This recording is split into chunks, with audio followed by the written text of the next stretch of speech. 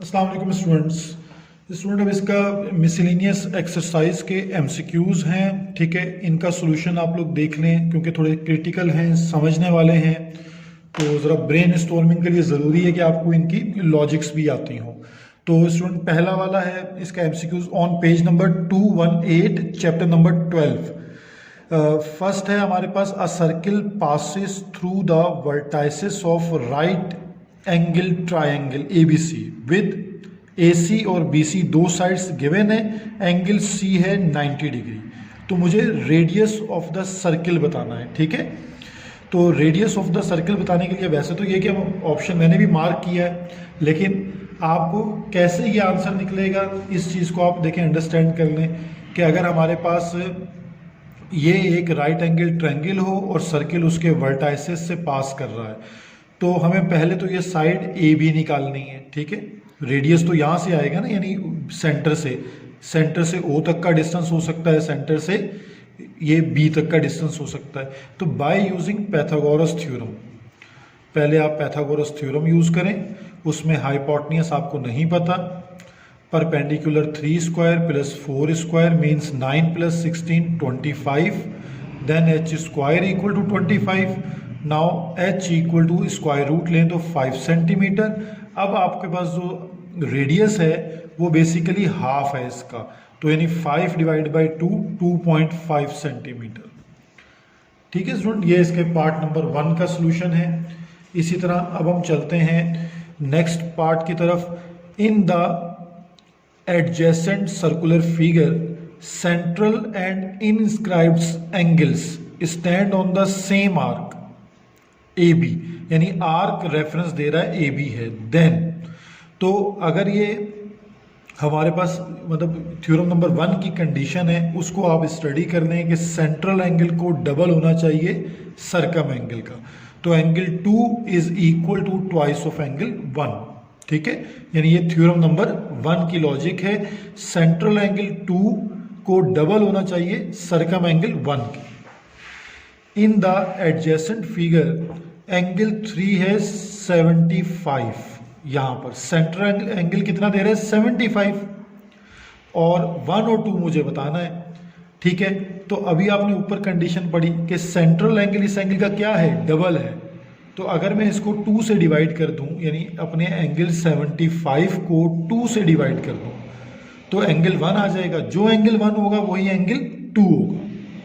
तो जब आप इसको डिवाइड करेंगे तो 37.5 आएगा, दोनों एंगल सेम होंगे, क्योंकि 3 सेंट्रल एंगल है और सेंट्रल एंगल इस एंगल नंबर 1 का भी डबल होगा और एंगल नंबर 2 का भी डबल होगा।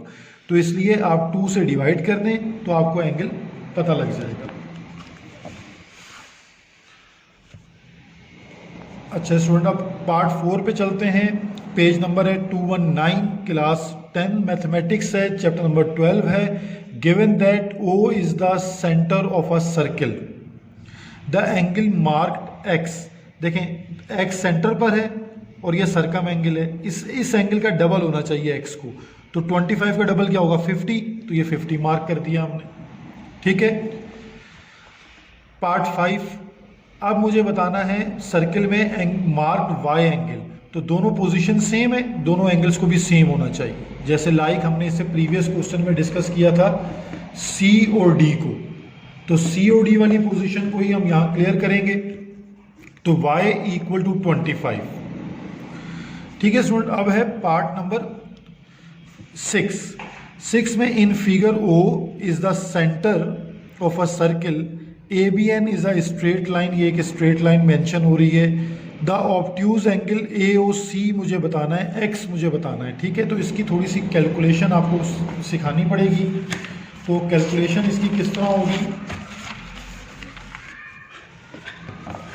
देखें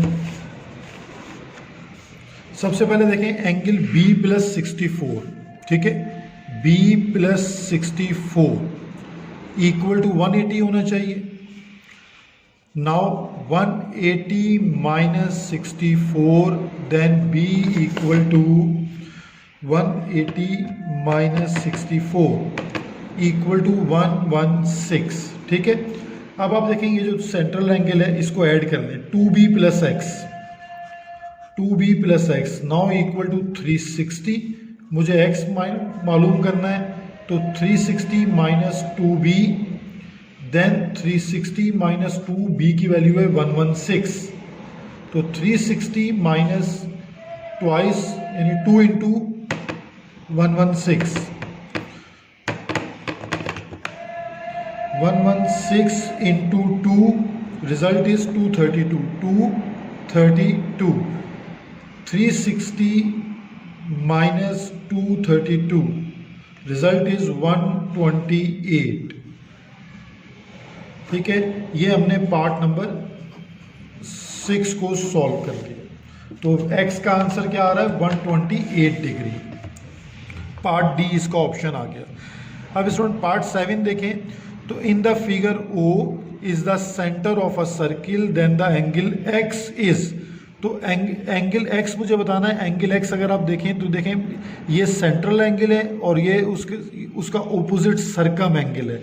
तो सेंट्रल एंगल क्या होगा, 360 में से इंटीरियर एंगल निकाल दें, तो 360 माइनस 110, द रिजल्ट इज 250। 250 का हाफ होगा x, क्योंकि सेंट्रल एंगल का हाफ होता है। तो 250 का हाफ है 125, तो x इक्वल टू 125 डिग्री। ठीक है, तो इसी तरह पार्ट 8 है, in the figure O is the centre of a circle, then angle x मुझे निकालना है। तो देखें, अगर ये फिगर आप थोड़ा सा गौर से इसको देख लें, मैं इसकी पहले फिगर बना लेता हूँ थोड़ा बड़ा करके। एंगल O है,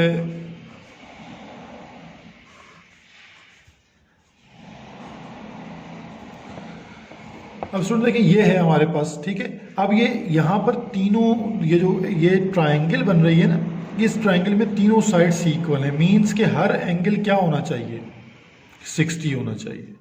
अब ये एंगल कितना होना चाहिए, 180 माइनस 60, तो ये क्या हो जाएगा 120। और स्टूडेंट सेमी सर्किल में ये जो ऊपर वाला एंगल होता है ये कितना होता है 90 टोटल। ये कितना होता है 90। आपने अभी थ्योरम नंबर 3 में पहली फिगर स्टडी की है कि अगर सेमी सर्किल हो तो उसमें ये जो एंगल C होता है ये 90 होता है। तो 90 में से 90 माइनस 60, तो ये वाला एंगल कितना होगा 30। तो 120 प्लस 30 कितना हो गया 150। और एक ट्राइंगल के तीनों एंगल का सम होना चाहिए 180। तो इट मीन्स के x को क्या होना चाहिए 30, क्योंकि 30 प्लस 30 60, 60 प्लस 120 सम आ गया 180। तो x का आंसर क्या होगा 30 डिग्री। अब हम पार्ट नंबर 9 की तरफ मूव करते हैं स्टूडेंट। उम्मीद है कि आपको लॉजिक समझ आ रही होंगी, क्योंकि एमसीक्यूज को रट्टा नहीं लगाना आपने, इनको अच्छी तरह इनकी जो कंडीशंस हैं उनको समझना है। अब इस फिगर में नाइन्थ पार्ट है, in the figure O is the centre of a circle, then the angle x is. तो एंगल x क्या होगा यहाँ पर। ठीक है, अब आप देखें कंडीशन को देख लीजिए कि ये जो टोटल एंगल है वो 90 है। ठीक है, और ये वाला पार्ट कितना है 30 है ना, तो x को भी क्या होना चाहिए 30, क्योंकि सेम पोजीशन का एंगल 30 होना चाहिए, ऐसा ही होना चाहिए। पहले देख लें पोजीशन सेम हो रही है कि नहीं। पोजीशन x के साथ सेम पता कैसे होगी, जब आप ये वाला एंगल निकालेंगे।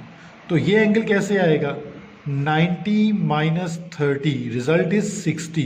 अब x की देखें पोजीशन सेम है, तो x का आंसर क्या आएगा 60। लास्ट पार्ट है, in the figure O is the centre of a circle, then the angle x is. देखें एंगल A है 20, एंगल जो B है वो 30। ठीक है, तो अगर आप इन दोनों का सम कर दें तो सेंट्रल एंगल बनता है 50। ठीक है, और हमें कौन सा एंगल बताना है, हमें x बताना है। तो अब आपको इसको फिगर को ना इस तरह देखें, समझना होगा। इसको बीच में से हमने पार्टीशन कर दिया, जो एंगल यहाँ है वही एंगल यहाँ होता है, क्योंकि ये दोनों साइड्स बराबर होती हैं। आपने थ्योरम नंबर 1 पढ़ा है, तो यहाँ भी एंगल 20 आएगा। अगर ये एंगल 30 है तो यहाँ भी एंगल 30 आएगा। तो सरकम एंगल कितना हो गया 20 प्लस 30 50, और सरकम एंगल का डबल होता है सेंट्रल एंगल। तो 50 का डबल कितना होगा 100। ठीक है स्टूडेंट, ये भी आपको बात क्लियर हो गई। अब समरी को आपने रीड कर लेना है। तो ये चैप्टर नंबर 12 आपका कंप्लीट है। तो इसके बाद हम इंशाल्लाह जो प्रैक्टिस पे जाएंगे तो आप इन सारे टॉपिक्स को एक दफ़ा गो थ्रू कर लें।